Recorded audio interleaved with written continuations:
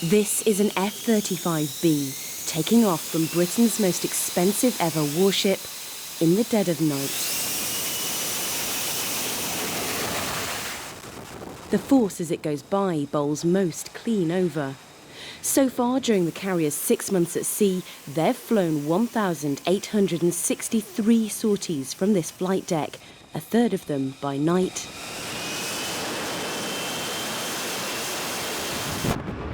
And the rest by day.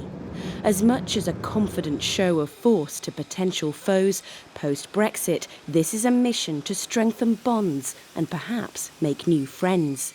So has it.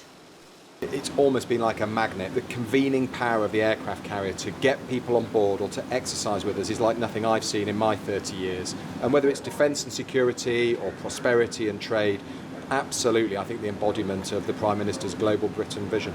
The Carrier Strike Group has taken part in multiple exercises around the world. These jets are flying sorties into Oman, a highly significant next port of call for the ship.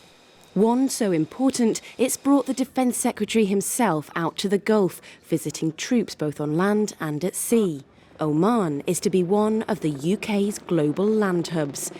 But what exactly does that mean? You can have a big, massive army sitting pretty in Salisbury Plain, but you're a long way away from the action and you're a long way away from where Britain needs to project its power and its influence. So these land hubs are really about us increasing our training in different parts of the world. Oman is one of the places, Kenya is another, and there will be others that we'll talk about in future announcements. Just by being here, people in the same region understand that there is a projection and an influence nearby, either to support them in their resilience or indeed to make sure there's a challenge to any threats. I think it's really important that we look at the threat today and recognise that, unless you're out there in theatre, exercising and training and being ready to go, then you are actually not making yourself safer, you're making yourself more insecure.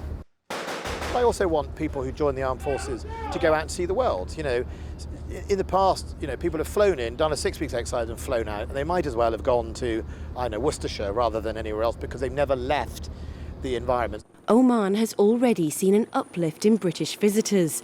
This is just one of 5 exercises that's taken place here in the past few weeks.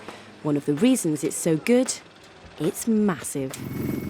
You can really see the scale of this training area from the air. It's 4,000 square kilometres, which is well over twice the size of Batak in Kenya. In fact, apparently, every single training area in the UK could fit inside this training area here in Oman.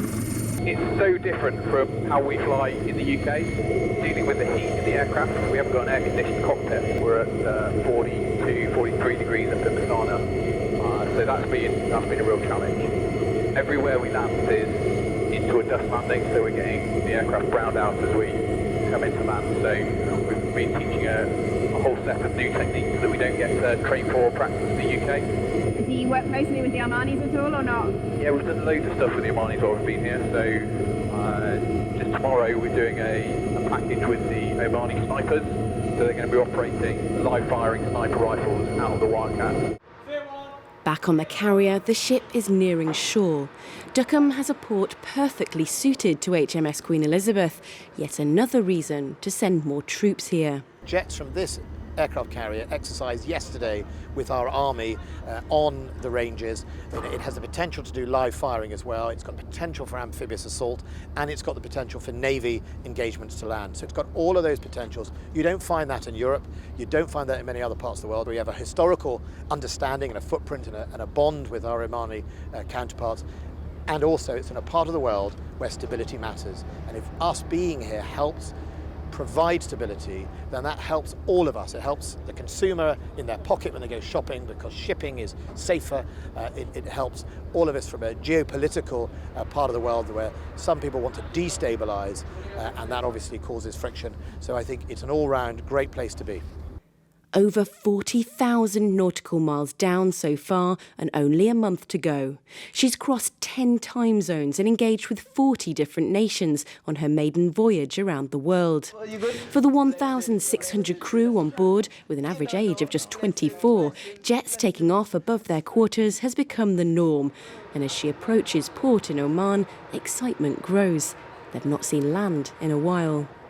As for the future network of global land hubs, more and longer overseas deployments will surely be welcome news to many who join to see the world.